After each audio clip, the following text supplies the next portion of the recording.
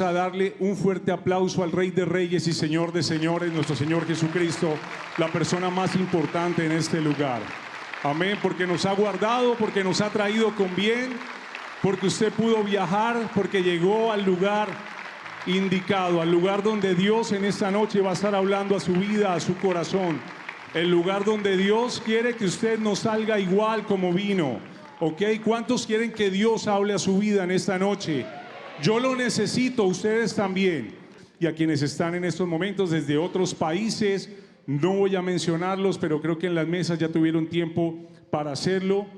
Y quiero también agradecer en estos momentos a todas las facilidades que nos han ofrecido las instalaciones de la iglesia Usage. Y para esto quiero también, para el pastor Omar y su esposa, quiero que le brindemos un fuerte aplauso por la vida de ellos. Gracias a Dios. Quiero hacer la invitación al pastor Omar Escalante de Usage en español, quien estará dándole unas palabras y presentando también a nuestro pastor José Manuel Sierra. Gracias, brother. Bueno, buenas noches a todos. Si quieren pueden tomar asiento y decirles, es un gusto, es un placer estar aquí con todos ustedes. Nos llena de emoción verlos, ver gente de tantos lugares diferentes. Mi nombre es Omar Escalante y mi esposa. Mi nombre es Heidi Escalante. Bienvenidos. Es una bendición poder ver tantas personas de diferentes iglesias unidas por el Señor. Así es. Esta es su casa y estamos aquí para servirles. Quisiera que pudiera pasar el pastor Sierra y Elenita, si quieren pasar. Queremos orar por ellos y que Dios bendiga este momento. Bienvenidos nuevamente. Qué gusto verlos, Elenita. Bueno, vamos a orar por el pastor Sierra y por Elena. Señor, te damos muchas gracias por esta noche, Señor. Gracias por tu bendición. Gracias por la oportunidad de tener aquí al pastor Sierra, a Elena, Señor. Te pido que tú los guardes, los bendigas, los llenes cada día más de tu Espíritu Santo, Señor. Que podamos seguir caminando juntos como una sola iglesia. Y que tú te exaltes, Señor, cada vez que se exponga tu palabra. Te damos gracias por ellos en el nombre de Cristo Jesús. Amén. Amén. Amén. Gloria a Dios. Fuerte ese aplauso al Señor. Aleluya. Amén. Amén. Qué bueno. Al Señor toda la gloria. Por favor, hermanos, nosotros venimos a servirles a ustedes. Nos abruma, nos sorprende todo esto de fotos, de besos, de abrazos. Yo le quiero mucho, yo para arriba, para abajo. Como dice mi hija Priscila, papá, te quieren tanto porque no te conocen. Si te conocieran, otro gallo cantaría. Bueno, hermanos queridos, estamos muy contentos de estar aquí. Estoy con mi esposa, que hemos venido juntos. Y yo, por lo menos, por mi parte, les digo, no me miren a mí, por favor. Yo soy un hombre exactamente igual, tengo mi defecto, tengo mi carácter, tengo mis tentaciones, tengo mis luchas, tengo mis días buenos, tengo mis días malos. Ustedes solamente ven a una persona ahí que aparece en una pantalla, pero por favor, como me dijo una hermana, me voy a acercar a la mesa porque de momento no le he visto ningún defecto y a ver si lo veo de cerca. Digo, bueno, véngase a vivir conmigo una semana y los va a ver todos de golpe, ¿eh? Así que por favor, gracias por haber venido, gracias por el esfuerzo, pero no nos miren a nosotros, la gloria y la honra solamente se la damos al Señor, ¿vale? Por favor, por favor.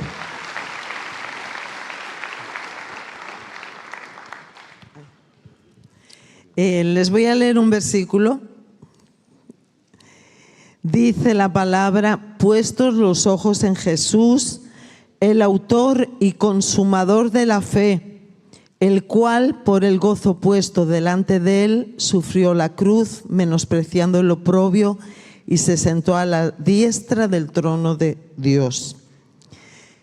Como decía el pastor, ¿verdad? Debemos de poner nuestros ojos en Jesús. Pobre del que pone los ojos en el hombre, porque va a ser defraudado tarde o temprano. Hermanos, no idolatren a los pastores, a los siervos de Dios, a los que traen la palabra, porque tarde o temprano van a ser defraudados, porque todos tenemos imperfecciones y defectos. Y lamentablemente el que más te alaba en un momento es el que peor después te hunde, ¿no? Entonces nosotros no confiamos en los halagos, no confiamos en el hombre cuando exalta al otro hombre, sino confiamos en el que exalta al Dios y Padre de nuestro Señor Jesucristo, ¿verdad? Y fijos los ojos en Jesús, el autor y consumador de nuestra fe.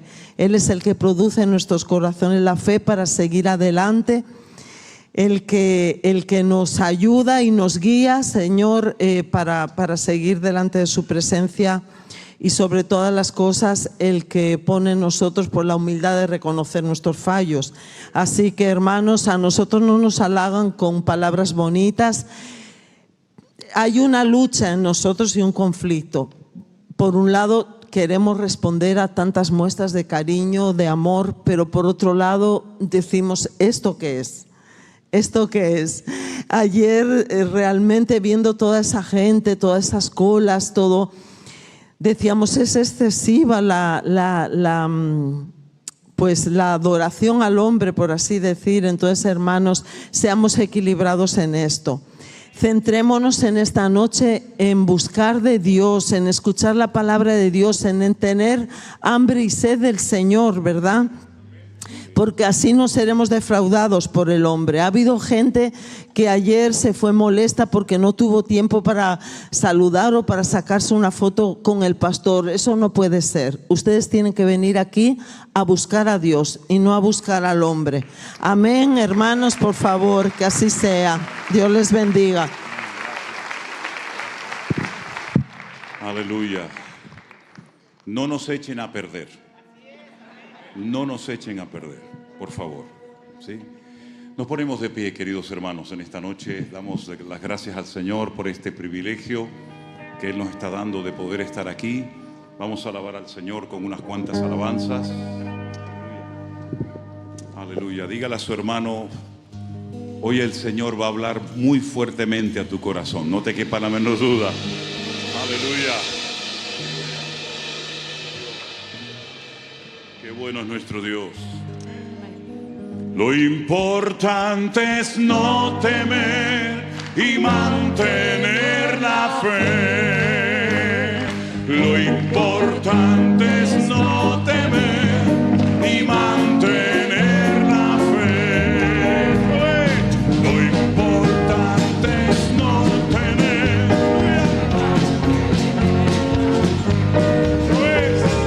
Lo importante es no temer y mantener la fe. Y el que cree en Él no tiene miedo. Miedo a perder nunca la fe. Al Rey del universo lo tenemos. De todo mal Él nos protegerá. Lo importante es no temer. Aleluya. Tener la fe. Lo importante es no temer y mantener la fe. Que cree en Él. Y el que cree en Él no tiene miedo. Aleluya. Esa palma. Nunca la fe. Al Rey del universo lo tenemos. De todo mal Él nos protegerá. Mi Shema, mi lo me faje.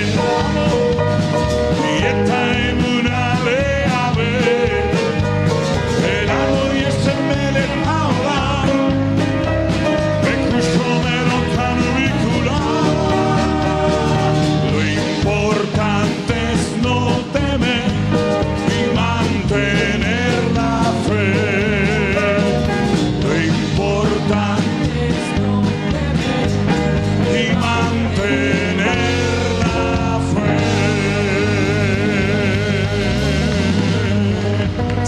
Gloria a Dios. Fuerte ese aplauso al que vive. Aleluya. Gloria a Dios. Gloria a Dios.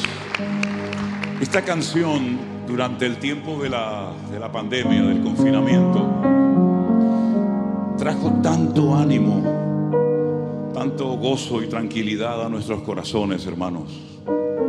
En aquellos días en los que el mundo se preguntaba ¿qué va a pasar? ¿Qué está pasando en el mundo? ¿No?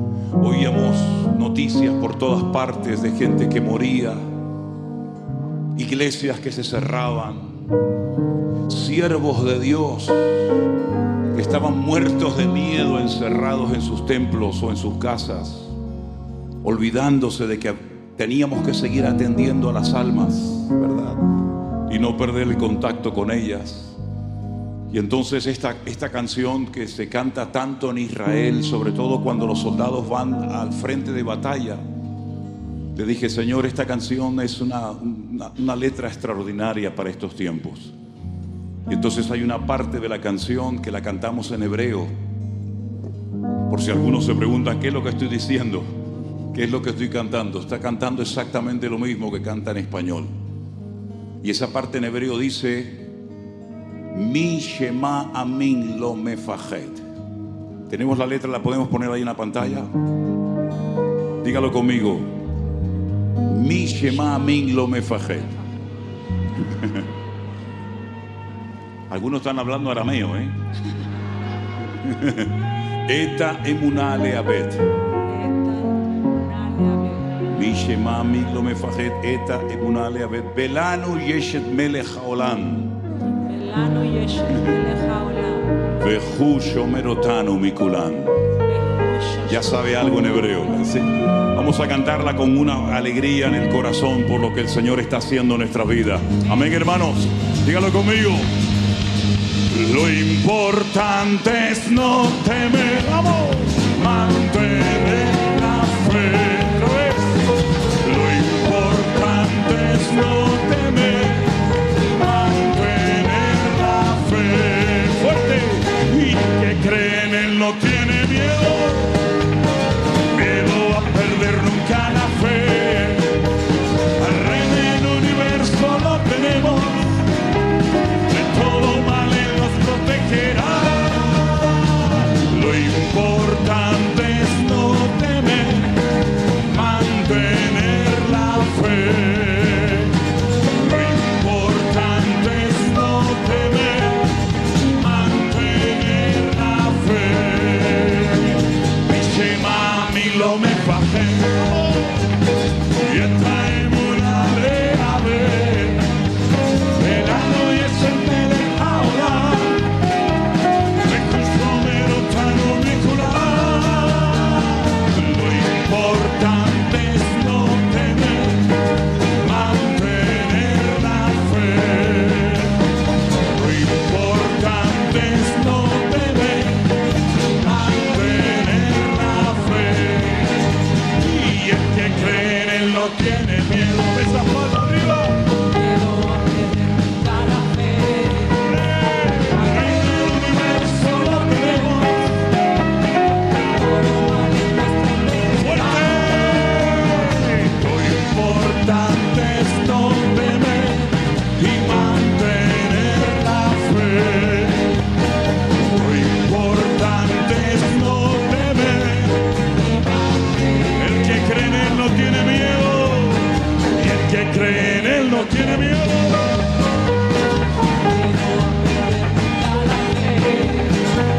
Al Rey del universo lo tenemos, de todo mal Él nos protegerá.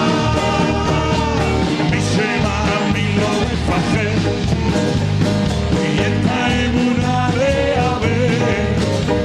Velamo y es el melech haolam. Vehu shomer otanu mikulan. Lo importante es no temer, mantener la fe. Lo importante es no temer,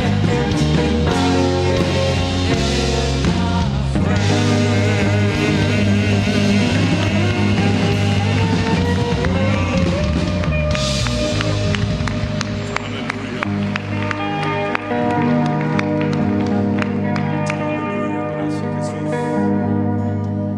Cierra tus ojos en esta noche y dile gracias, Señor. Gracias, Señor, porque tú nos has dado ese regalo precioso llamado fe. Fe completa en el Señor. Una fe que nos ayuda a mantenernos firmes. Una fe que nos permite seguir adelante en los caminos del Señor, contra viento y marea, no importa la dificultad, no importa el obstáculo.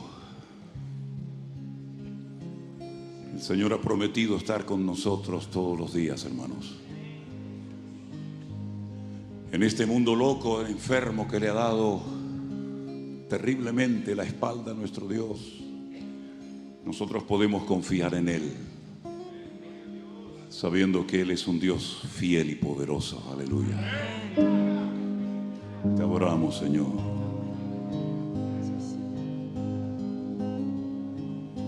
Gracias, Señor Jesús.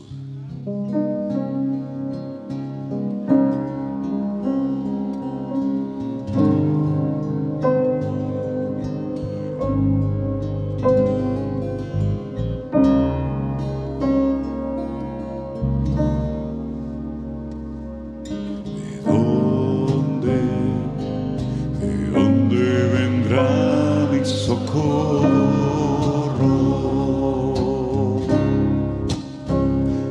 Mi socorro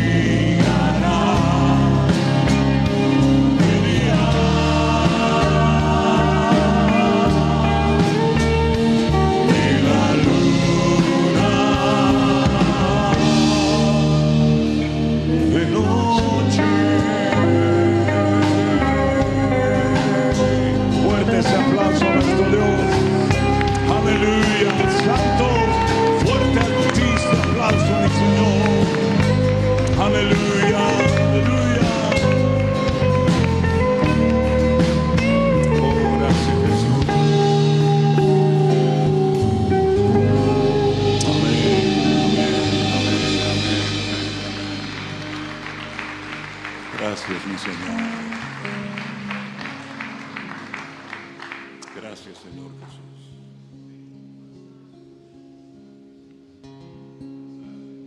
A ti la gloria, Señor Jesús. Amén. Y a nadie más. Así es, Señor. Canten conmigo. Rey de reyes, Señor de señores, admirable,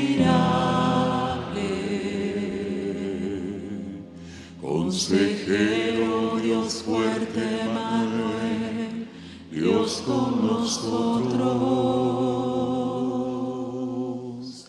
el Cordero que fue inmolado, eres digno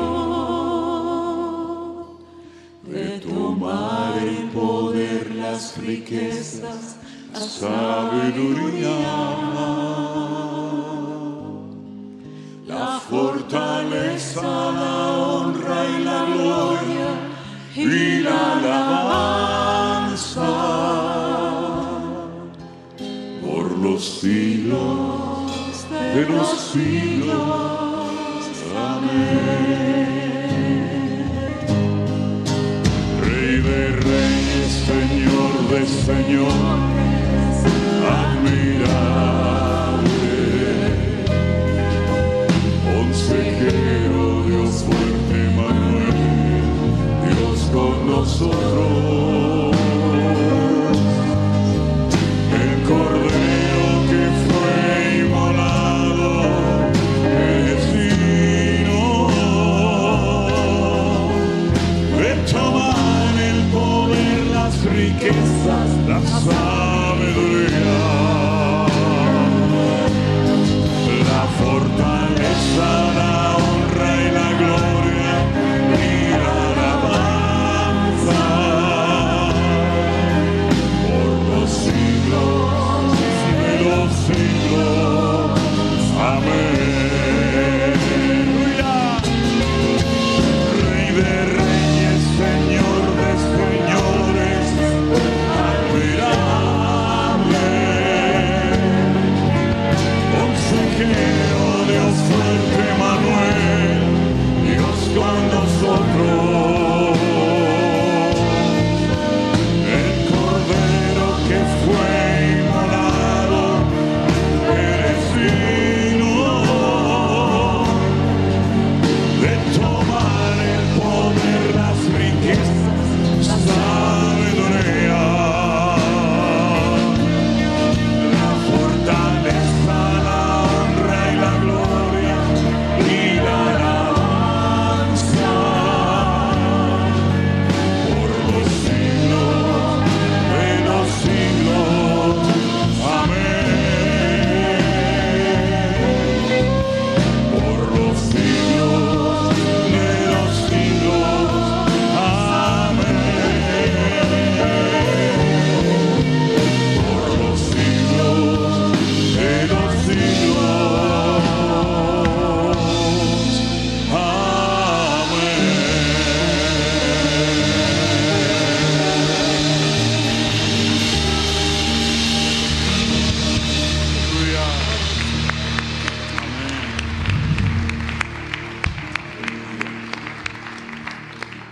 Gracias, mi amado Señor Jesús. Dile al Señor, háblame en esta noche, Señor, a través de tu hermosa palabra, Jesús. Yo necesito que tú hables hoy a mi vida, Señor. Yo quiero que toques mi corazón, Señor. Esta tarde el Señor, quiero que tenga toda la libertad para poder hablar a nuestras vidas y ministrarnos según la necesidad individual de cada uno de nosotros, ¿verdad? Y vamos a estar atentos a la palabra de Dios, a no dejarnos distraer por nada ni por nadie,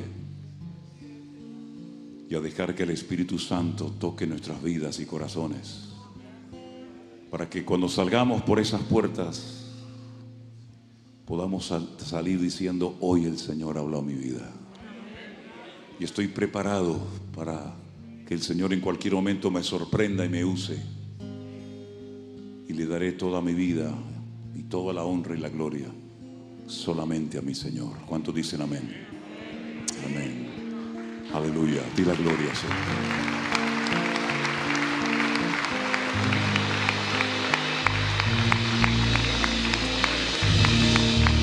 Pueden tomar asiento, mis hermanos.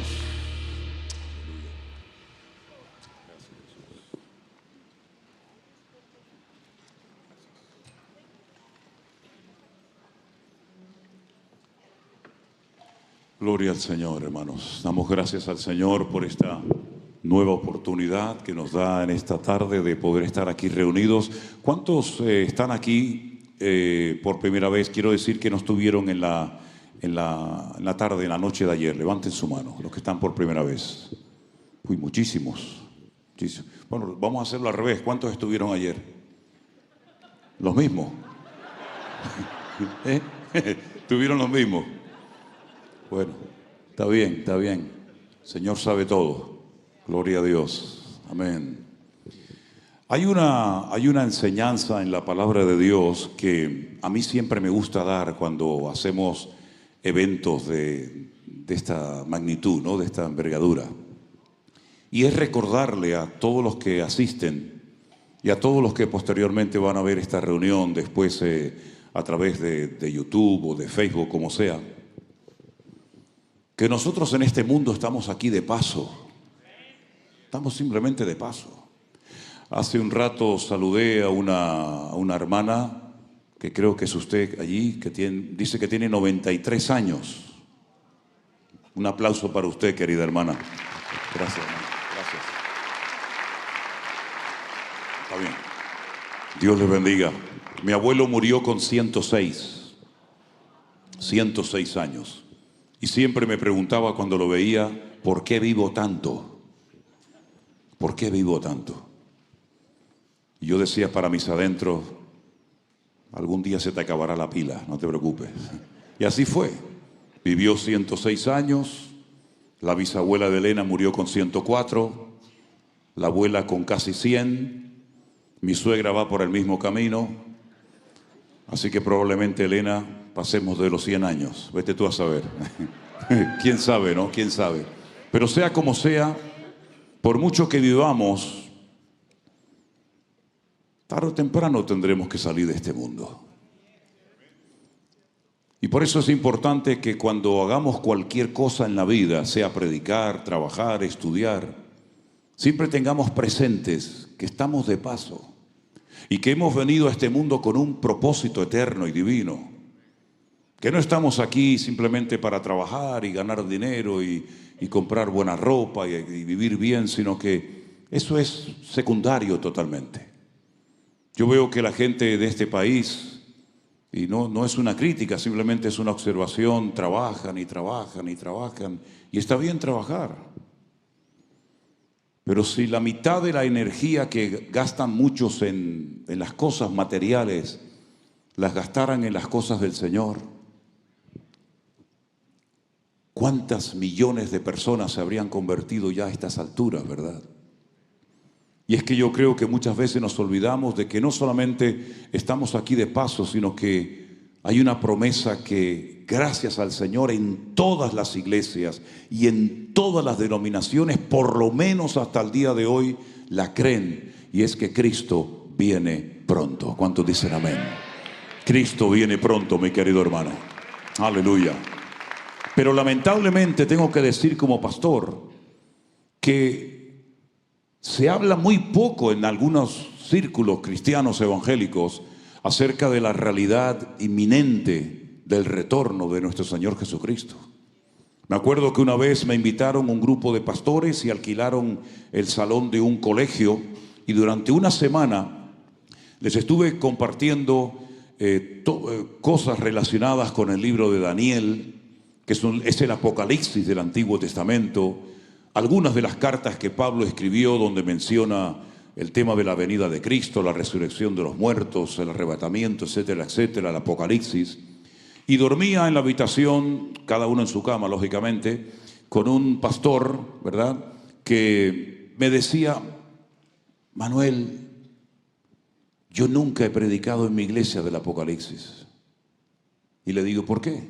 Dice, porque no lo entiendo. Digo, qué lástima, ¿no?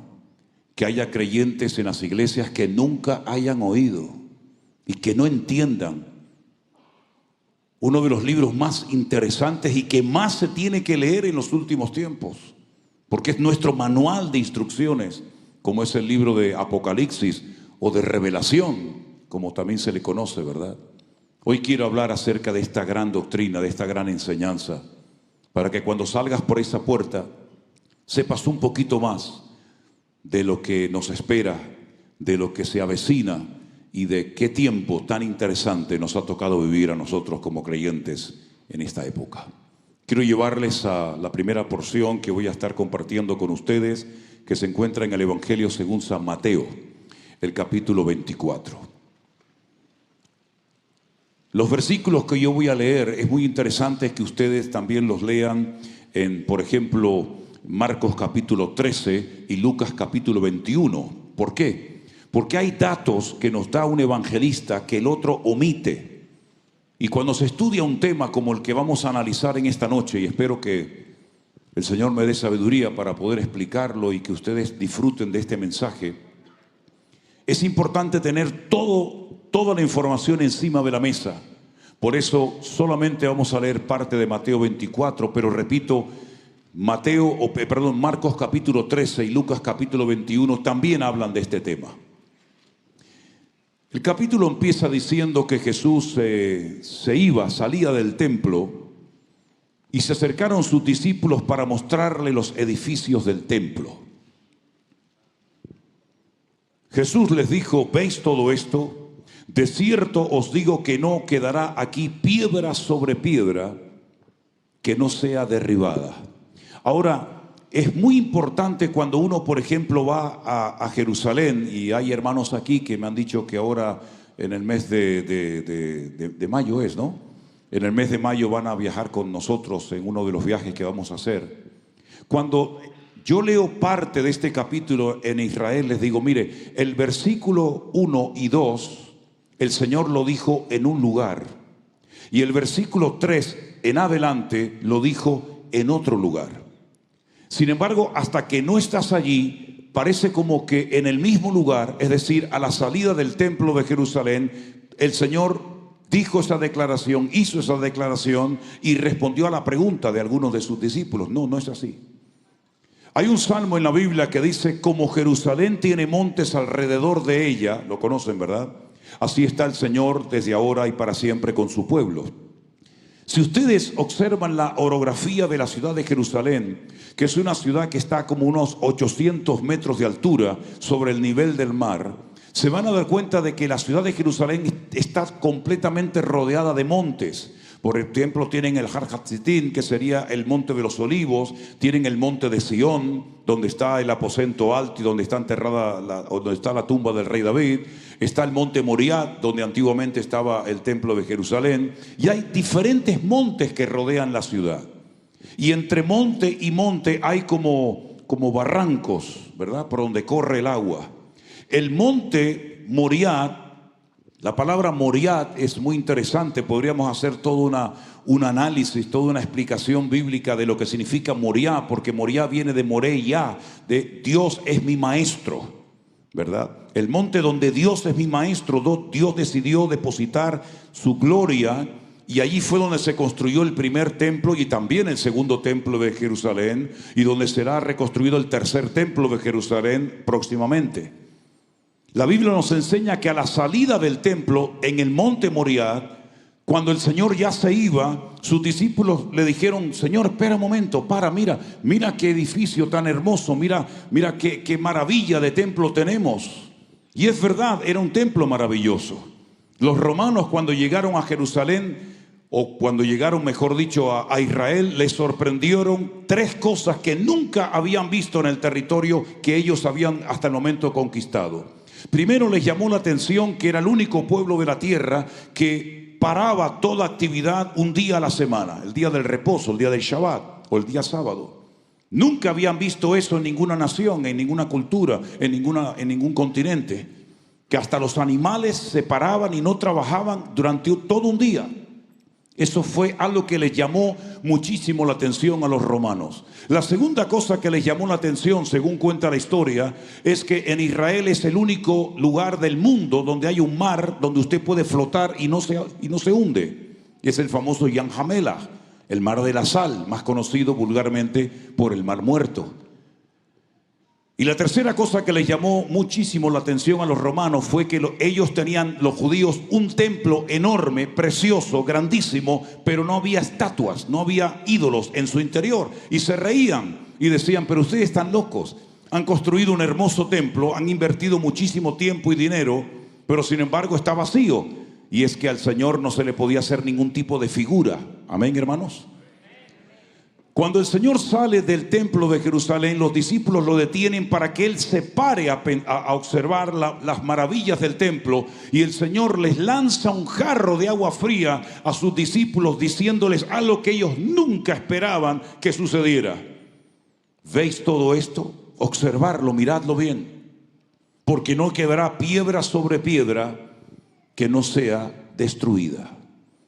Fue un golpe bajo para los discípulos. Jamás podían esperar que su maestro les estuviera dando una palabra profética que no mucho tiempo más tarde se iba a cumplir.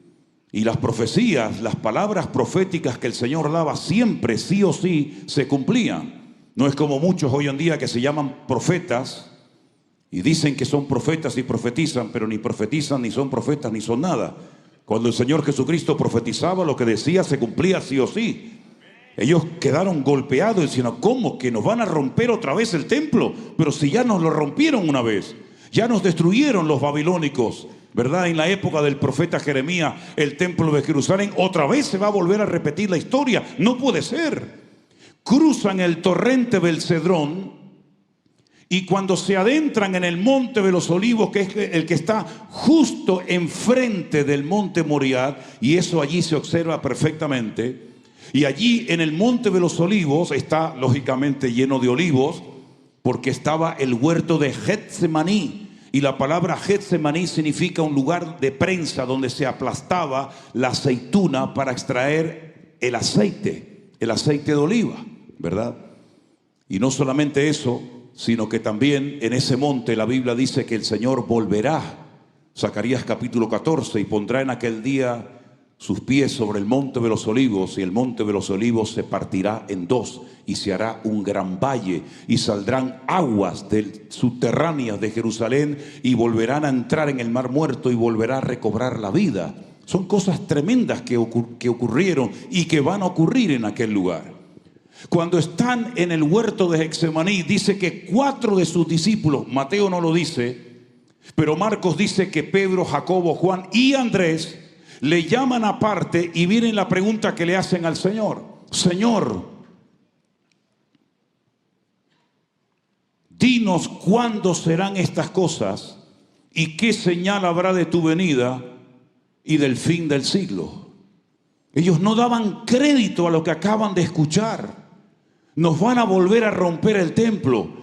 Ningún sacerdote, ningún rabino, ni siquiera los 2 sumos sacerdotes, Anás y Caifás, sabían esto, pero ellos acababan de recibir una información que les sacudió el alma y ellos sabían que tarde o temprano nuevamente el templo de Jerusalén volvería a ser destruido, quemado y saqueado, y por más de 2000 años ese templo no se ha vuelto a reconstruir. Y simplemente como un dato que creo que es bastante significativo, el mismo día, evidentemente en otro año, el mismo día que se destruyó el primer templo de Jerusalén, se destruyó el segundo templo de Jerusalén en el mismo día. El día Teisa Be'av. Teisa significa en hebreo 9. Av es el mes de Ab. El día 9 del mes Ab, Nabucodonosor destruyó el primer templo de Jerusalén.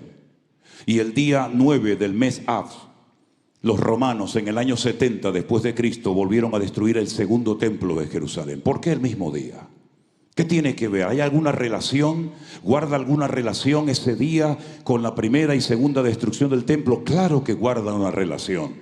No hay nada casual en la Biblia, todo tiene una razón de ser, todo tiene una explicación. Amén, hermanos.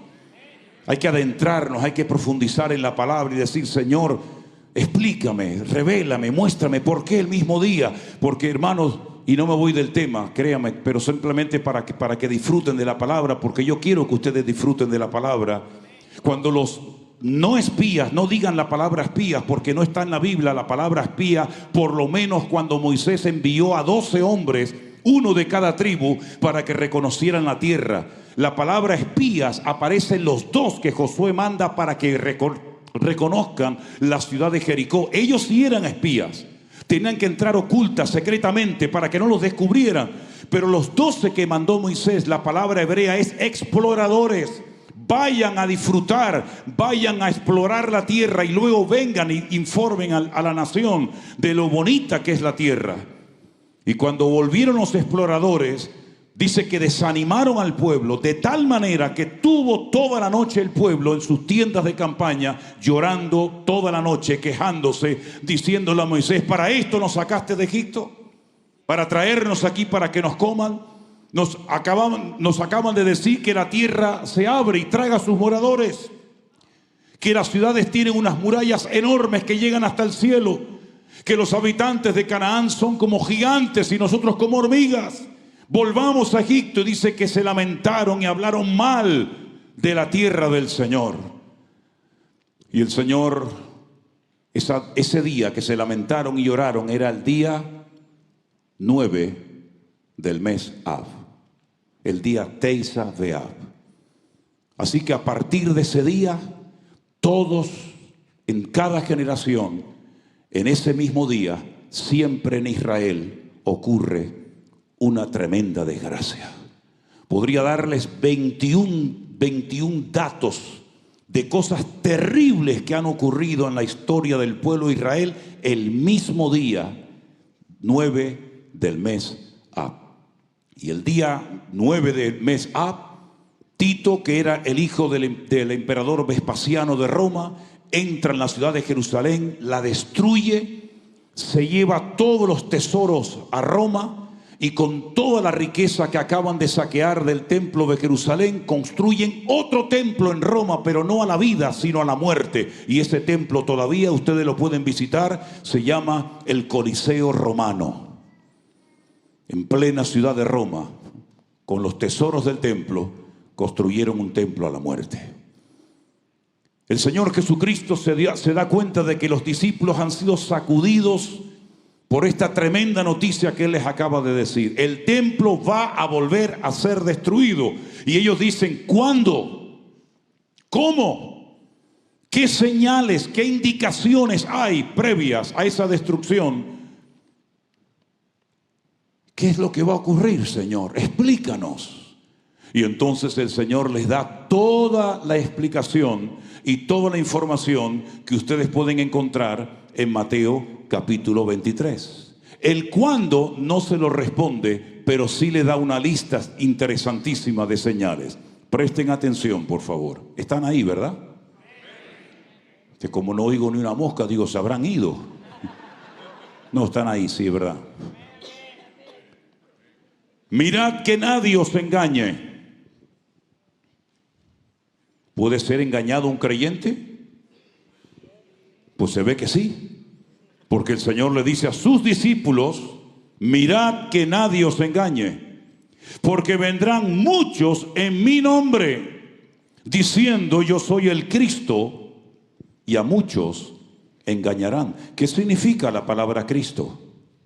La palabra Cristo ha sido traducida del griego, pero la palabra Cristo no es un nombre, es un título. Viene de la palabra Mashiach, que significa ungido. El presidente de Israel es el Mesías. Ha sido ungido para ser presidente del gobierno. El sumo sacerdote era el Mesías, el Mashiach, el ungido, para oficiar en el templo de Jerusalén. Los profetas recibían la unción, por lo tanto eran considerados Mesías o ungidos en su generación y en su época. ¿Qué es lo que está diciendo el Señor aquí? Que van a venir personas diciendo yo soy Jesucristo. Ha ocurrido y seguirá ocurriendo a lo largo de la historia. Pero es mucho más que eso, mis queridos hermanos. Es decir, cuidado que nadie os engañe diciendo: yo soy el ungido de Jehová. No me pueden criticar, no pueden llevarme la contraria. Yo soy el jefe de la iglesia, yo hago lo que me da la gana, yo no le rindo cuentas a nadie. A mí me tienen que dar sus diezmos, sus ofrendas, sus primicias, su carro o lo que yo diga, porque yo soy el ungido de Jehová. Ustedes son indios y yo soy el jefe. Bueno, pero eso ya pasó en el pasado y ahora también está pasando. Hoy en día hay muchas personas que son como intocables porque son el ungido de Jehová. Todos somos ungidos por el mismo Espíritu. La Biblia dice: sobre todos ha sido derramado el mismo Espíritu. Y en todos y cada uno de nosotros mora el mismo Espíritu que en los pastores, en los maestros, en los músicos o en quien sea. Todos tenemos la misma unción de Dios. No hay cristianos de primera, de segunda, de tercera. Usted quédese ahí, que yo soy más importante que usted. Eso debe ser desterrado completamente de la iglesia del Señor. Todos somos iguales delante de Dios. Dios no hace acepción de personas.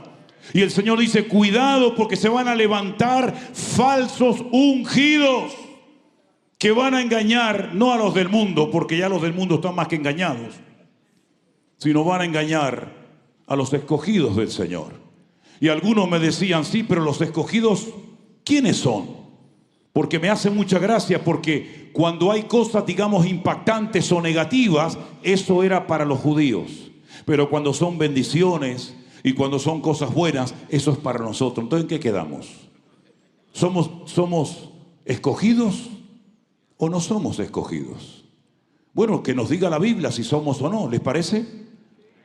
El apóstol Pedro dice: y vosotros que no erais pueblo, ahora sois pueblo de Dios, real sacerdocio, nación santa, pueblo escogido por Dios, para que anunciéis las virtudes de aquel que os llamó de las tinieblas a su luz admirable. Tú eres un escogido del Señor y yo también soy un escogido del Señor. Por lo tanto, todo lo que hable la Biblia en el Nuevo Testamento de escogidos de Dios, tú te tienes que sentir aludido, porque hemos sido escogidos, llamados, transformados por el poder de nuestro Señor Jesucristo. Y a los escogidos le dice el Señor: mirad que nadie os engañe. Ya puedo ser yo, Manolo Sierra, o el que sea. Ustedes tienen que comprobar continuamente mis mensajes, mis devocionales y todo lo que hago y todo lo que digo, y filtrarlo a la luz de la palabra del Señor. Y si en algún momento ustedes notan, comienzan a observar que me estoy torciendo, que Dios me guarde, que comienzo a enseñar cosas que no están en la Biblia, queridos hermanos, no se queden con la boca cerrada, no digan amén, sino digan: no, Señor, hermano, usted está equivocado, se ha salido de los parámetros bíblicos, se ha salido de la Escritura, y usted puede ser quien sea. Pero lo que no coincide con la palabra de Dios, ninguno de ustedes tiene la obligación de decir amén, ni de apoyarlo, porque si lo apoya, se hace copartícipe del engaño y de la manipulación de ese predicador. ¿Cuántos dicen amén? Bueno, si no dicen amén me da igual, pero yo siempre lo digo porque queda muy bonito, ¿no? Mirad que nadie os engañe. Porque dice el Espíritu claramente que en los postreros tiempos algunos escucharán a doctrinas de demonios.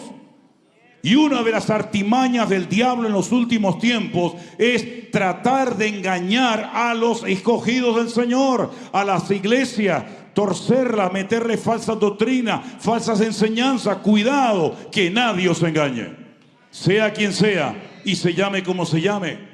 El Señor sigue diciendo en su palabra, Mateo 24, verso 6, oiréis de guerras y rumores de guerras. Mirad que no os turbéis. ¿Por qué?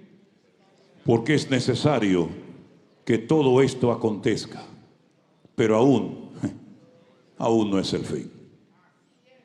Se levantará nación contra nación y reino contra reino, y habrá pestes, hambres y terremotos en diferentes lugares. ¿Y todo esto qué es? simplemente el principio de dolores. Os entregarán a tribulación y os matarán. ¿Con quién está hablando aquí el Señor, queridos hermanos? ¿Con sus discípulos, sí o no? ¿Usted es discípulo de Cristo? Porque si esto no fuera para nosotros, pero es que es para nosotros. Os entregarán a tribulación, os matarán y os aborrecerán, y seréis aborrecidos de todas las gentes por causa de mi nombre. Yo siempre le digo a los pastores, a los que están en el ministerio o desean estar en el ministerio, una de las cosas que tienes que aprender lo antes posible es que nunca le vas a agradar a todo el mundo. Si alguien piensa que le vas a caer bien a todo el mundo, te equivocaste de trabajo, amigo. Aquí te van a observar con lupa y lo que hagas a unos les va a gustar, a otros no les va a gustar. Unos te van a apoyar, otros te van a tratar de poner la zancadilla para que caigas lo antes posible. Yo siempre he dicho, y espero que ustedes tengan la madurez suficiente para poder oír lo que les voy a decir, porque es muy fuerte.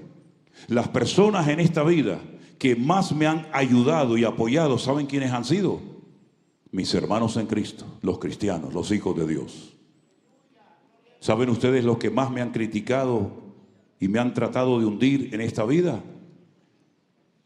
Mis hermanos en Cristo, o algunos de mis hermanos en Cristo. Pero es que yo no me convertí a mis hermanos en Cristo. Yo no me convertí a una iglesia, a una denominación.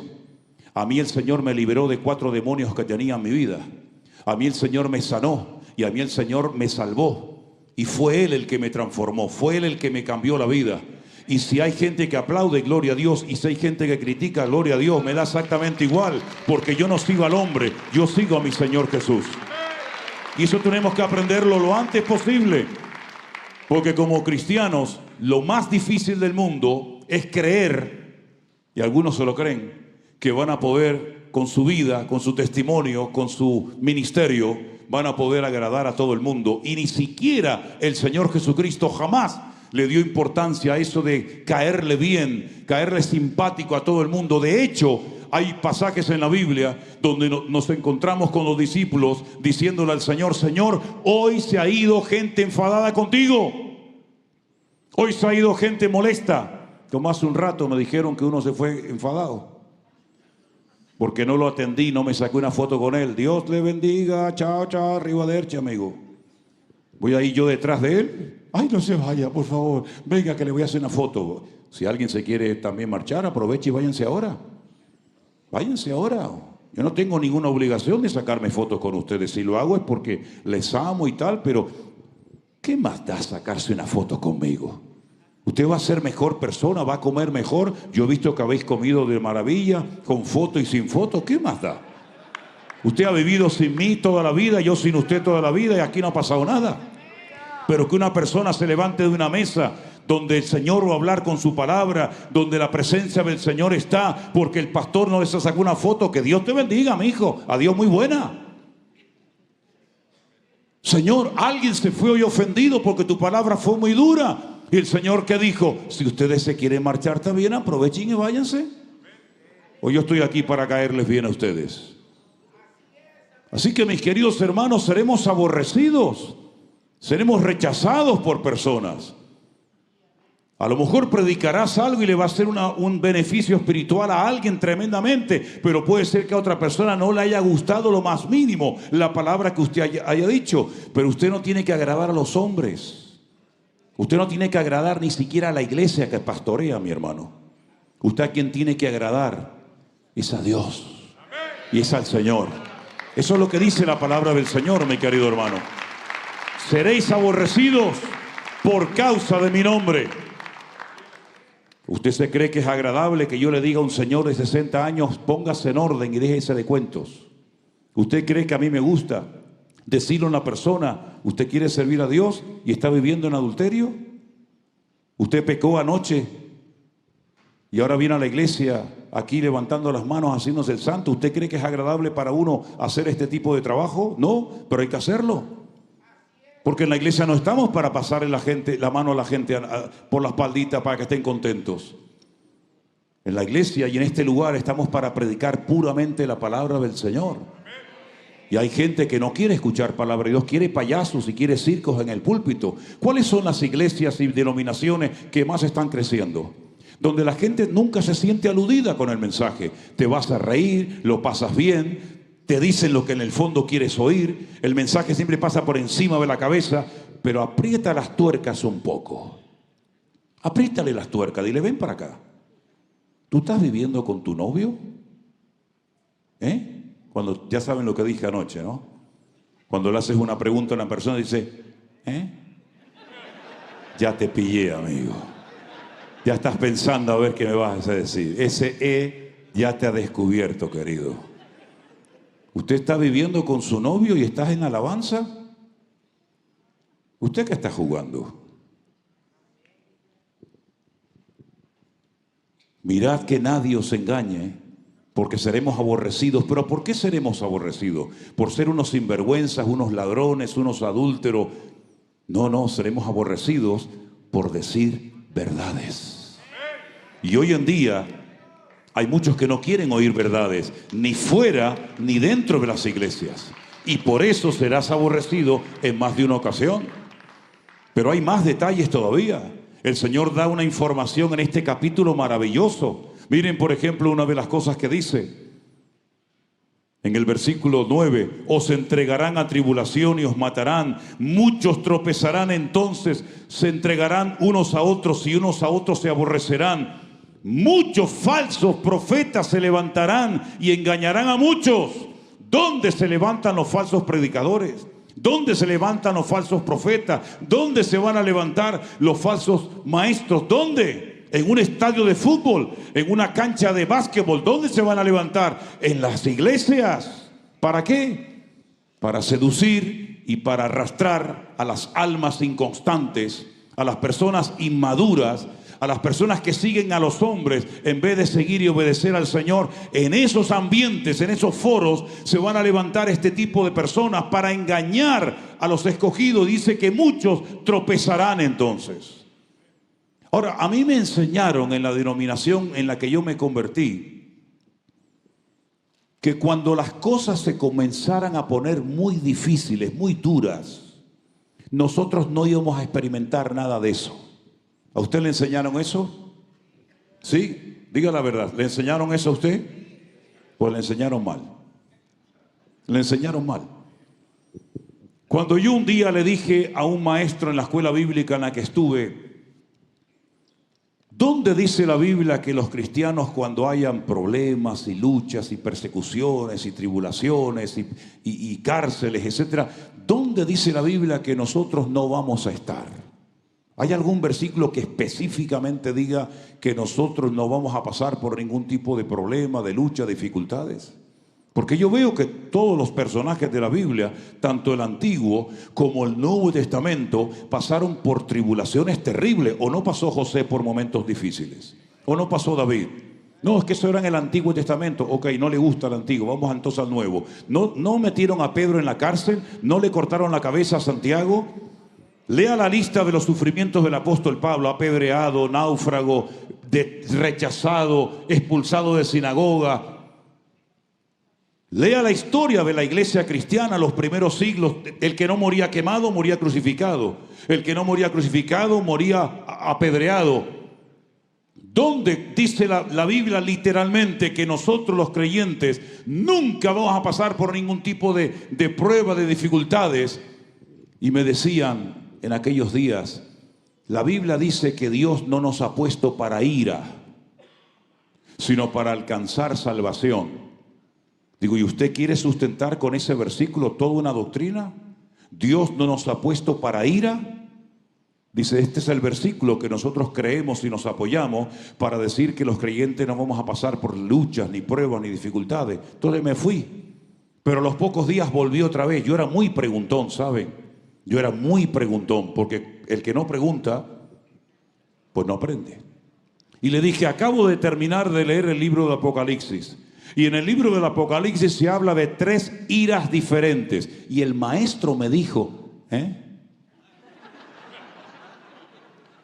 3 iras. Y me dijo, 3 iras, ¿dónde dice eso? Digo, mira, venga para acá. Aquí dice la ira del cordero, 1. Número 2, la ira del dragón, 2. La ira de las naciones, 3. Usted me dijo la semana pasada que Dios no nos ha puesto para ira, pero aquí hay 3. ¿De cuál estoy libre? ¿De la del dragón, de la del cordero o de la de las naciones? ¿De cuál? Y me dijo, la semana que viene le doy una respuesta. Todavía lo estoy esperando. Todavía lo estoy esperando. Queridos hermanos, cuando decimos algo en público o enseñamos algo en una escuela bíblica, o a través de una retransmisión en directo o como sea, yo siempre he dicho y enseño a nuestros pastores y a todos nuestros hermanos en España y donde tenemos obra, que toda declaración, toda enseñanza que demos siempre tiene que ir 100% avalada por la palabra de Dios. Porque si no puedo avalar mis palabras con la palabra de Dios, ¿dónde me sustento? ¿En qué me apoyo para decir esto es así? La Biblia dice que todo el que quiera vivir piadosamente sufrirá persecución, de una manera u otra. Usted no tiene que sorprenderse de que se burlen de usted. Usted lo que tiene que sorprenderse es que nadie se meta con usted. Usted no tiene que sorprenderse de que le critiquen. No sorprendáis del fuego de prueba como si alguna cosa extraña os aconteciese, dice la Escritura.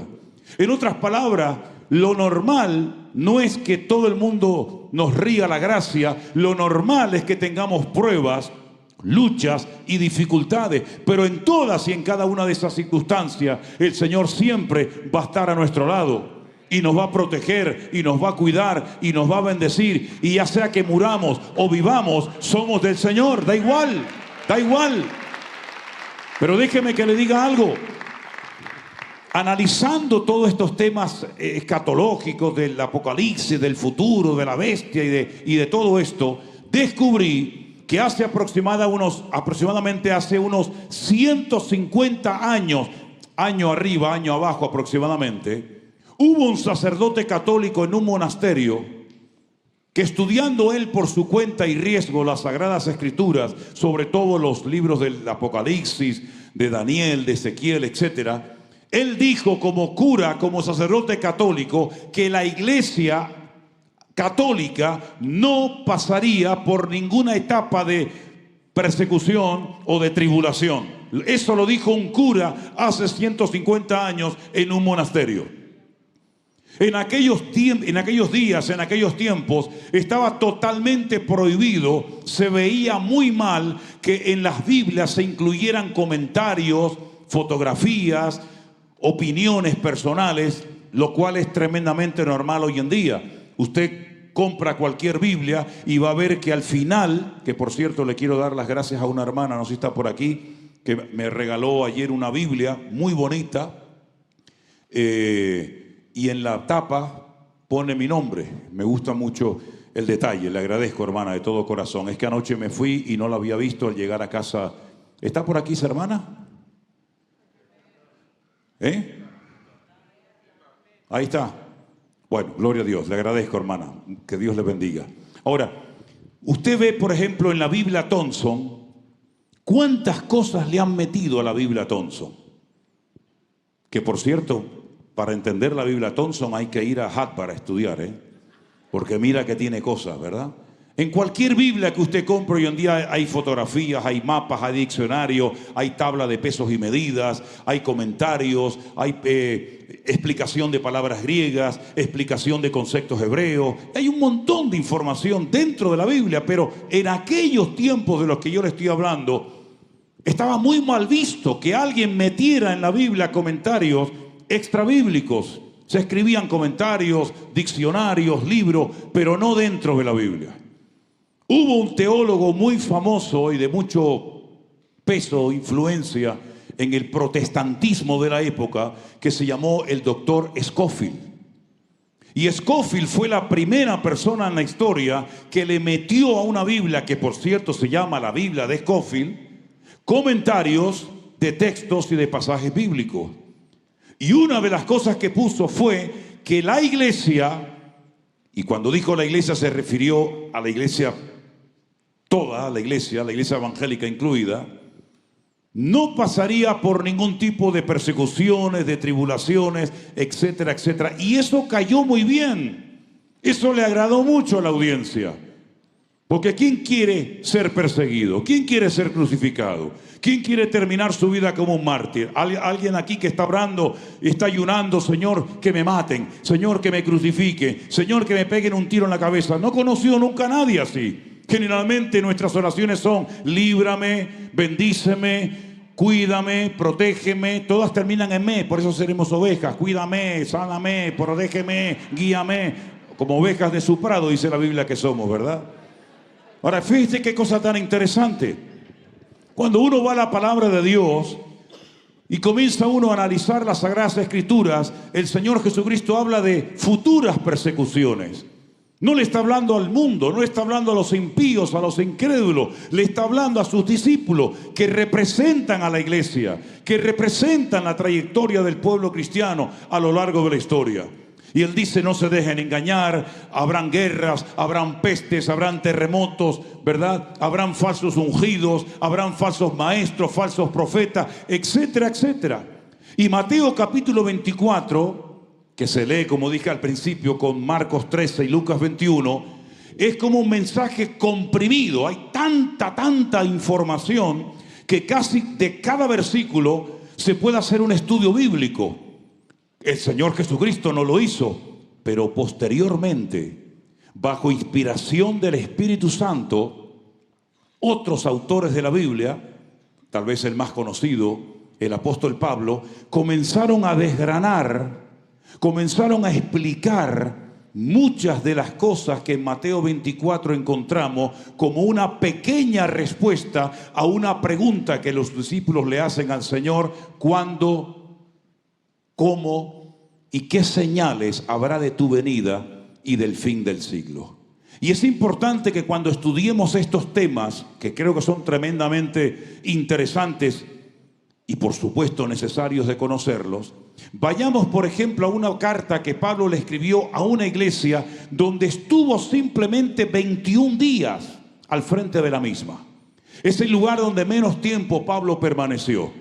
3 semanas en Tesalónica, 2 años en Éfeso, 1 año y medio en Corinto. Pero el lugar donde menos tiempo estuvo el apóstol Pablo pastoreando fue en la ciudad de Tesalónica. Cuando él se marcha de la iglesia, comienza una persecución terrible contra la iglesia. Comienzan a morir un montón de miembros de la congregación y muchos creyentes comenzaron a asustarse, a preocuparse. ¿Qué nos está pasando? Y Pablo les escribe 2 cartas, y en una de ellas, permítame que les lleve un momentito a una de las cartas que Pablo le escribe a esta congregación.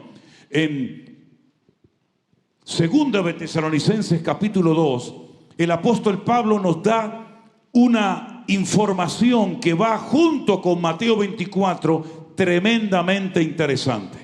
Procuraré ir al grano y no extenderme demasiado, porque esto nos llevaría muchas semanas a explicarlo detenidamente. Pero Pablo dice a la iglesia de Tesalónica, con respecto a la venida de nuestro Señor Jesucristo, ¿verdad?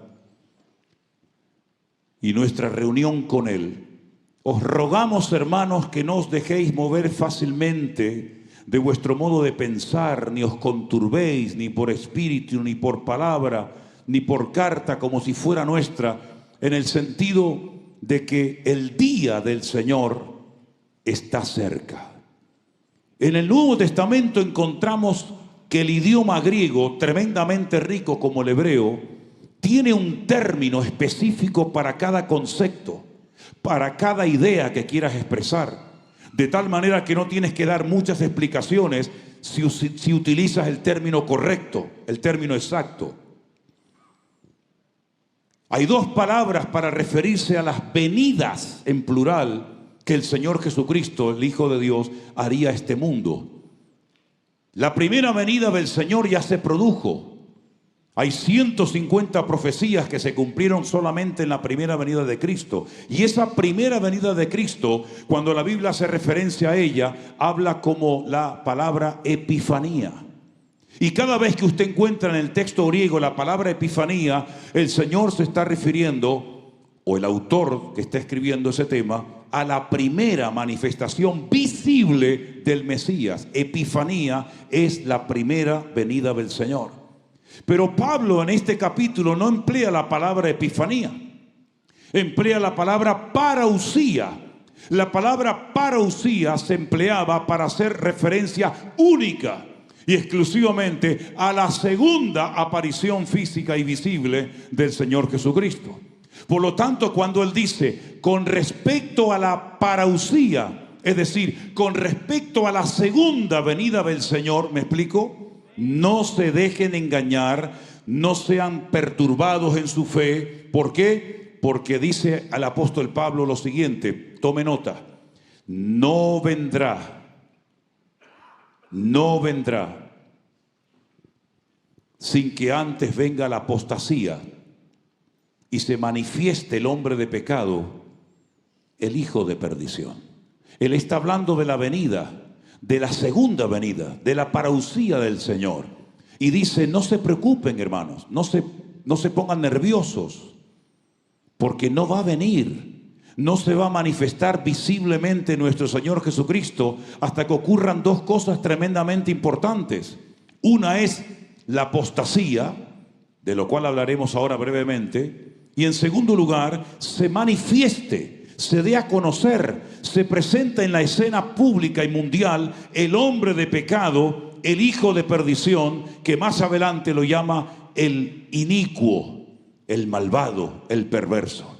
Usted sabe que el nombre que reciben las personas en la Biblia identifica la esencia de la misma. ¿Por qué Dios le cambiaba el nombre a ciertas personas en la Biblia? Porque el nombre que tenía no coincidía con el plan que Dios tenía para él. Por ejemplo, el Señor le cambió el nombre a Abraham, porque el nombre Abraham no contiene ninguna palabra, ninguna letra del nombre de Dios. Por lo tanto, era una persona improductiva, no tenía familia, no tenía descendencia. Pero cuando Dios le cambia el nombre, le pone una de las letras de su nombre a Abraham y lo llama Abraham. Y tanto el valor numérico como el poder de reproducción de Abraham se hace notorio. Y le cambió el nombre a su esposa porque se llamaba Sarai. Sarai significa mi princesa, pero el Señor le llama Sara, que es princesa. Y así le va cambiando el nombre a diferentes personajes de la Biblia. Jacob le llamó Israel, etcétera, etcétera. Pero fíjense qué interesante. Al anticristo se le llama inicuo, se le llama cuerno pequeño, se le llama hombre de pecado, se le llama hijo de perdición, se recibe un montón de nombres. Es la misma persona, pero para que sepamos la naturaleza de dicha persona. Como por ejemplo al Espíritu Santo se le llama Espíritu de vida, Espíritu de adopción, ¿verdad? Y tantas cosas. O al mismo Dios se le llama Adonai, se le llama Shaddai, se le llama Elohim, se le llama Yahweh. Hay tantos nombres de Dios como del mismo Señor Jesucristo. Pablo dice, o mejor dicho, el Señor dice a través de Pablo, hermanos, nuestro Señor Jesucristo tiene que volver otra vez a este mundo, pero no va a volver, no va a aparecer, ni nos vamos a reunir con Él hasta que venga la apostasía. ¿Y qué es la apostasía? Lo que prediqué anoche, la anarquía moral y espiritual de la sociedad, donde ya no hay valores absolutos, sino todo es relativo. Es decir, antiguamente había cosas que decían no se pueden hacer. Eran normas, no había casi ni que enseñarlas, sino que la sociedad sabía que cuando los padres hablaban, los niños se callaban. ¿Sí o no? ¿Te acuerdas tú en tu época cuando tu padre te miraba? ¿Lo entendías? Hombre, que sí lo entendías. ¿Qué? Cuando íbamos a una casa de visita, mi padre me decía, no me hagas el papelón, no me dejes pasar vergüenza, Si te ofrecen algo, tú dices que no, aunque te estés muriendo de hambre. No te muevas, no me rompas nada, no robes nada de la señora, pórtate bien. Cuando empezabas a ser el idiota y ya querías, tu padre te hacía así. simplemente una mirada, te entraba un escalofrío desde aquí hasta la punta del pie, que te mandaba un mensaje telepático y te decía: cuando llegues a casa te voy a dar una trompada que te vas a acordar toda tu vida. Sin palabras lo entendías perfectamente. Hoy en día, ni tirándole piedras al pibe se despierta. Nada, nada. Quítale la máquina diabólica a uno de estos chiquititos. Quítale la maquinita esa de... ¿Has visto la rapidez con la que escriben los chicos los mensajes de WhatsApp?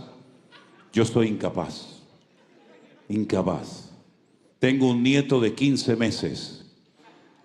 Madre querida. Madre, llega, yo lo duermo. Cuando viene a mi casa yo me lo llevo conmigo y lo duermo. Pero lo duermo con el teléfono. Mi hija Priscila dice: papá, no le des el teléfono al niño. Digo: no te preocupes, hija, tú tranquila. Y cuando llega a la habitación, Abu, le digo: toma, mi niño, tómala. Y empieza. Ya. Es increíble. Una vez llevamos a una hermana de nuestra iglesia a un evento en otra iglesia. Iba la hermana detrás con un niño. Yo pensé que el niño estaba endemoniado. Era terrible. Yo lo miraba por el retrovisor y yo decía para mis adentros, digo: si fueras hijo mío, te daba con esta que te vas a enterar. Pero claro, no era hijo mío y encima el pastor de la iglesia: no se preocupe, hermana. Yo decía: a veces se calla el salvaje este de una vez. Pastor, perdone, no se preocupe, hermana. Yo decía... Entonces de repente el niño hace ¡fum! Se cayó y yo dije: pucha, se quedó dormido. No, la mamá sacó del bolso la maquinita diabólica, se la puso en la mano. Santo remedio, mi hermano, santo remedio. Las cosas han cambiado tremendamente. Las cosas han cambiado de una forma tremenda. Esto es lo que dice la palabra de Dios en los últimos tiempos: la anarquía, todo vale. Hay gente en Europa que se ha casado con gallinas. Hay gente que se ha casado con una vaca. Pero ¿cómo te vas a casar con una vaca, viejo? ¿Dónde la vas a meter? Bueno, por lo menos tiene leche gratis, ¿no? Pero ¿cómo se puede casar un tipo con una vaca? Pero no digas nada, porque si dices algo, eres un anticuado, eres un xenófobo, eres del siglo no sé qué, y te tienes que callar la boca. Y no te cuento si hablas de los de la banderita de colores. Como hables de la banderita de colores, eres hombre muerto. A ver si me entiendes. Eso es lo que dice la Biblia que se va a producir en los últimos tiempos. En mi época se decía: cuando los mayores hablan, los niños se callan. ¿Sí o no? Hoy en día es al revés. Cuando el niño habla, los padres se callan. Porque está hablando el niño, ¿verdad? Si te portas bien, te doy un caramelo. Una trompada te voy a dar como te portes bien. Todo ha cambiado. La anarquía en todo, en la política, en todo, en las iglesias se falta el respeto. Yo me acuerdo cuando se entraba en la iglesia, hoy había un respeto, había una cosa, ¿verdad? O ibas en un autobús, cedías Mira, hace poco una muchacha iba en un autobús y entonces la chica estaba de pie. Pero un señor se levantó para darle lugar a ella y le dijo: usted me está tratando con un micromachismo, le dijo. Le voy a denunciar. Y el hombre dijo: ¿pero por qué? No. Es decir, todo al revés, todo al revés. El cuento de Caperucita Roja dice que lo quiere, o el de cómo es de la Blancanieves, lo quieren cambiar porque le dio un beso que no era consentido. Es decir, todas unas ridiculeces tan ridículas, tan tontas. En España teníamos una ministra de igualdad, menos mal que ya no la tenemos porque era una inútil, que quería inventar un nuevo sistema. Está nosotros, nosotras, nosotres. Nosotres. ¿Cómo es nosotres? Él, ella, ella. Es como aprender a hablar de nuevo, ¿no? Una cosa increíble, totalmente fuera de lugar. Vivimos en la sociedad de cristal, todo el mundo se ofende. No puedes decir nada porque se ofenden. Y además, como después se va a la otra iglesia y lo hacen líder de no sé qué, pues imagínate. Y si no, se abre su propia iglesia. Eso es lo que dice la Biblia que iba a pasar en los últimos tiempos. Pero además dice la Biblia que se va a manifestar, se va a dar a conocer a nivel mundial un personaje siniestro, que es, como yo digo, permítame el ejemplo, la última bala en la recámara de la pistola del diablo. Es decir, es la última oportunidad que le queda para alcanzar sus objetivos. Y ese personaje tiene un nombre con un valor numérico que Juan nos lo da. Dice, en esto hay sabiduría, el que lee entienda, dice la palabra.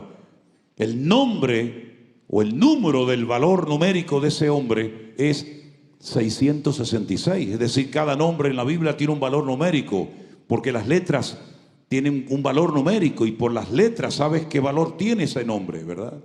O sea, hay tanta información. Por ejemplo, una de las cosas que nos dice de este personaje es que no hará caso del amor de las mujeres. Interprételo usted como quiera.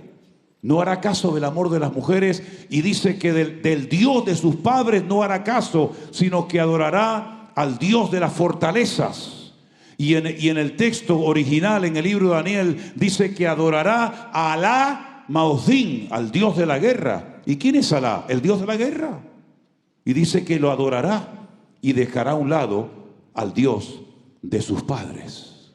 Si es tanta la información que la Biblia nos da, para que no nos sorprendan estas cosas, sino que estemos preparados. Ahora, la pregunta es, ¿qué podemos hacer nosotros como creyentes en este tiempo para mantenernos firmes en la fe?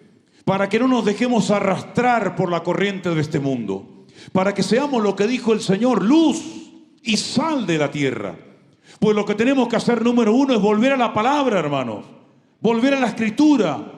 Siempre fuimos conocidos como el pueblo del libro. ¿Y cuántas personas hoy en día vienen a la iglesia y ni siquiera traen su propia Biblia? En mi época todo el mundo llevaba la Biblia a la iglesia y siempre veías a los hermanos buscando en la palabra. Hoy en día ya casi la gente ni va con la Biblia y dice, no, es que la llevo en el teléfono. ¿Y quién la lleva en el teléfono? Ya. Mis queridos hermanos, vivimos en tiempos difíciles y en tiempos peligrosos. Y aquí nos ha puesto el Señor a ti y a mí para marcar una diferencia. Somos una especie en peligro de extinción, como dijo alguien, ¿verdad? Que el Señor nos guarde los corazones para que nos demos cuenta de que las cosas se van a poner cada vez más difíciles y más duras en todo, La crisis matrimonial y familiar que está experimentando el mundo, también los cristianos, es algo sin precedentes. Dicen que la proporción de divorcios, de separaciones entre cristianos ya casi se pone al mismo nivel de las cifras del mundo. Vas a iglesias y te encuentras que el pastor ya se ha casado, recasado, rejuntado 3 o 4 veces, que este ahora está con la otra está con el otro está con este, y no pasa nada. Porque Dios es amor, porque Dios es bueno. No, espera un momento, querido. Claro que Dios es bueno y Dios es amor. Si no fuera así, nosotros no estaríamos en esta noche en este lugar. Pero ese Dios de amor también es un Dios que exige santidad. Y dice en su palabra claramente que sin santidad nadie verá al Señor. Y es importante que la iglesia despierte a la realidad de que ser cristiano lleva un compromiso y lleva una responsabilidad. Yo no puedo entrar en una iglesia y no tener un contacto con mi hermano, no mirarlo a la cara porque están enfadados hace 20 años y uno va por un pasillo y otro va por otra, pero luego después cuando se reparte el pan y el vino, tomamos el pan y el vino y dice la Biblia que por eso hay muchos enfermos y debilitados y muchos mueren en las congregaciones prematuramente. ¿Por qué? Porque se ha perdido el temor, la reverencia y la santidad en la casa de Dios. Y el Señor quiere que todo eso se vuelva a recuperar, que volvamos otra vez a la santidad, a la simpleza, si me permiten, a la sencillez del Evangelio. Y que nos demos cuenta de que somos un pueblo tremendamente necesitado. Y si bajamos la guardia, por muchos años que usted lleve en la iglesia, da igual los títulos universitarios o teológicos que tenga, lo que le va a proteger no son sus títulos, no es su carrera. Lo que le va a proteger es su comunión y su relación con el Señor, que hay que mantenerla viva todos los días de nuestra vida, mi querido hermano. Y eso es lo que dice la palabra del Señor. Velad y orad para que no sorprendan estas cosas como ladrón en la noche? ¿O es que aquí en Estados Unidos los ladrones cuando vienen a robar llaman por teléfono a la gente? Pues yo no he conocido nunca a ningún ladrón. Hola, buenas noches, ¿cómo está? Bien, ¿cómo está, hermana? Dios le bendiga. Prepárese que voy para allá, ¿eh? Sí. El ladrón viene, te robó y cuando te das cuenta ya se acabó, no hay nada que hacer. Y el Señor dice, cuidado, porque te puedes quedar dormido. Y por eso dice el Señor en su palabra, despiértate, tú que duermes, y te alumbrará Cristo. ¿Y saben lo peor que le puede ocurrir a un creyente y a una iglesia? Perder la presencia del Señor y no darse cuenta que la perdió. ¿Cuántos han perdido alguna vez algo importante? Como por ejemplo, dinero, documentación, llaves. Yo en este viaje que acabo de hacer, en el primer vuelo que hice, perdí lo que llaman ustedes como ID, lo llaman el ID, lo perdí. Menos mal que me quedé con el pasaporte, si no me quedo como prófugo, me quedo como, la perdí. ¿Cuántas veces hemos perdido alguna llave? Pero lo peor que nos puede pasar es perder la presencia del Señor, la gracia de Dios y no habernos dado cuenta. Y usted dirá, pero eso no puede pasar, ¿no? ¿No puede pasar? ¿No? ¿Seguro? No, es que eso le pasó a Saúl, eso le pasó a Sansón y no se dieron cuenta, pero eso era en el Antiguo Testamento, hermano, ¿sí? Ok, vamos al Nuevo que tanto le gusta. La última iglesia del libro del Apocalipsis es la iglesia de la Odisea, la iglesia que decía, nos hemos enriquecido. Ya no somos una iglesia pobre, como fue la iglesia primitiva o como fueron tantas iglesias que nos precedieron en el pasado. No, no, no. Que nos reuníamos debajo de una cocotera, que no teníamos instrumentos de música, ¿verdad? Que pasábamos frío en invierno y pasábamos calor en verano. No, ya no somos así. Nos hemos enriquecido. No tenemos necesidad de nada, lo tenemos todo. Y el Señor dice, pobres, ciegos, desnudos, desventurados. Y aquí estoy a la puerta y llamo. Si alguno oye mi voz y abre la puerta, entraré a él, cenaré con él y él conmigo. La iglesia de la Odisea, es verdad, era una iglesia rica, no le faltaba de nada. Lo tenían todo, humanamente hablando, pero habían perdido lo más bonito que puede tener una vida y un creyente, y es la presencia del Señor. Hay congregaciones que cuando yo entro digo, tienen de todo. No les falta de nada. Hasta lo tienen multiplicado por 3 y por 4, ¿no? Pero ¿y la gloria del Señor? ¿Dónde está? Vienen las almas llorando a los pies de Cristo. Tenemos. Pero somos el tipo de pueblo que Dios quiere que seamos. ¿No se nos habrá vuelto en contra lo que tenemos? Creyendo que tanto tienes, tanto vales. No se nos ha vuelto en contra como le pasó a los judíos que tenían el templo lleno de oro y de piedras preciosas por todas partes, pero el Señor cuando entró allí dijo, habéis convertido mi casa en una cueva de ladrones, cuando esto tenía que haber sido una casa de oración. Cuando el Señor dice, aquí yo estoy a la puerta y llamo, si alguno oye mi voz, es que ya ni la oían. Entonces, ¿a quién le estaban cantando? ¿A quién estaban adorando allá adentro? ¿A quién le estaban haciendo culto si el Señor ya no estaba y no se habían dado cuenta? Hermanos queridos, no bajemos la guardia, porque estamos viviendo tiempos tremendamente peligrosos. Y somos nosotros los únicos que tenemos el mensaje de salvación para que la gente pueda cambiar de muerte a vida. Si nosotros callamos, no hay posibilidad de salvación. No hay otra forma de que la gente se convierta, sino solamente a través de Cristo, que es el camino, la verdad y la vida. Así que mis queridos hermanos, yo les invito en este momento a que ustedes reflexionen en estas cosas y estén preparados, porque las señales se están cumpliendo delante de nuestras narices. Yo estuve en Israel solo en diciembre. Fui con un amigo y pudimos llegar casi hasta la primera línea de combate, allí en la Franja de Gaza. Estuvimos visitando todos los kibutz. Vimos sangre y destrucción por todas partes. El día 6 de octubre todo estaba tranquilo.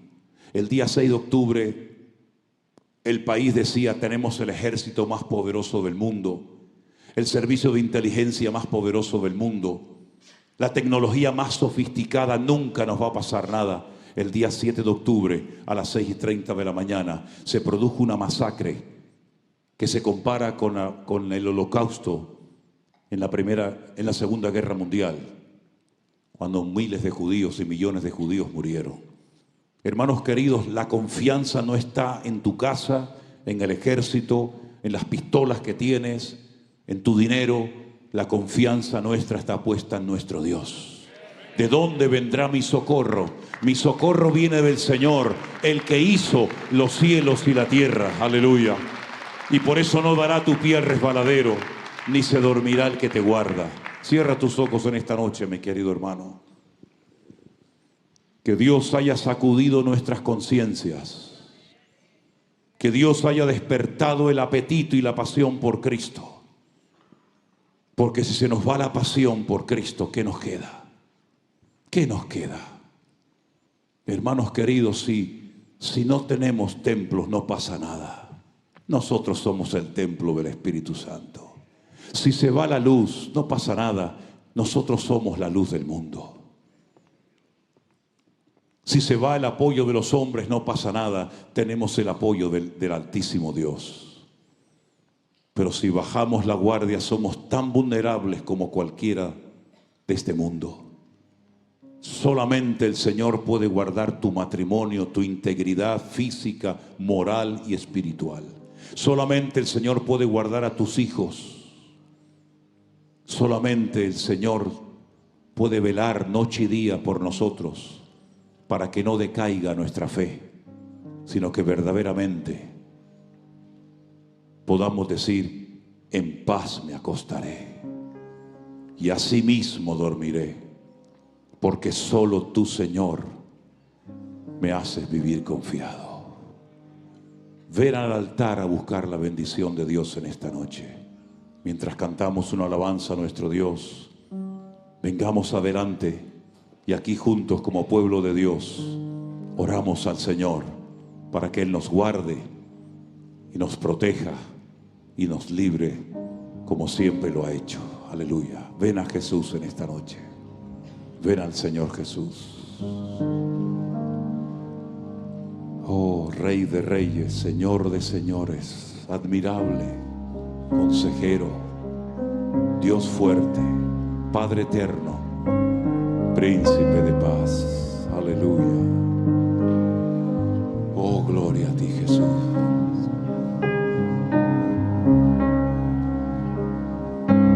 Gracias, Señor.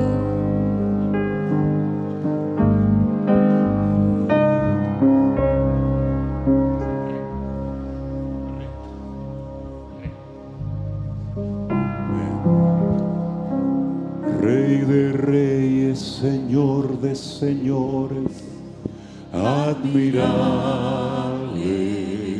Amén. Consejero, Dios fuerte, Manuel, Dios con nosotros.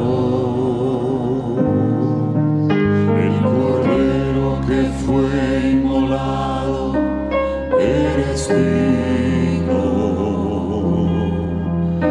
de tomar el poder, las riquezas, la sabiduría, la fortaleza, la honra y la gloria y la alabanza.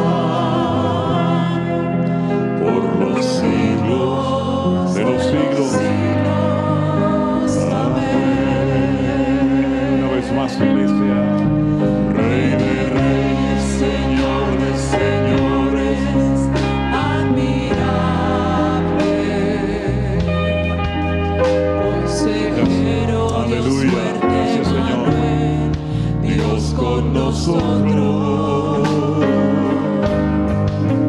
El Cordero que fue inmolado, eres digno de tomar el poder, las riquezas, la sabiduría.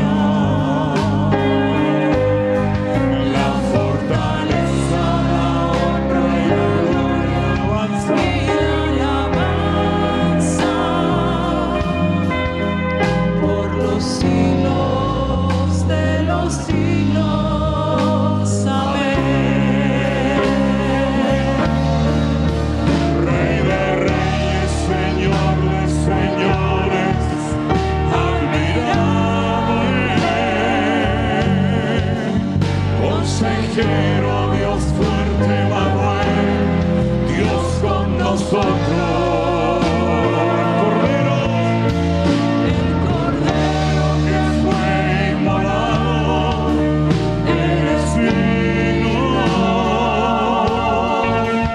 de tomar el poder, las riquezas, la sabiduría.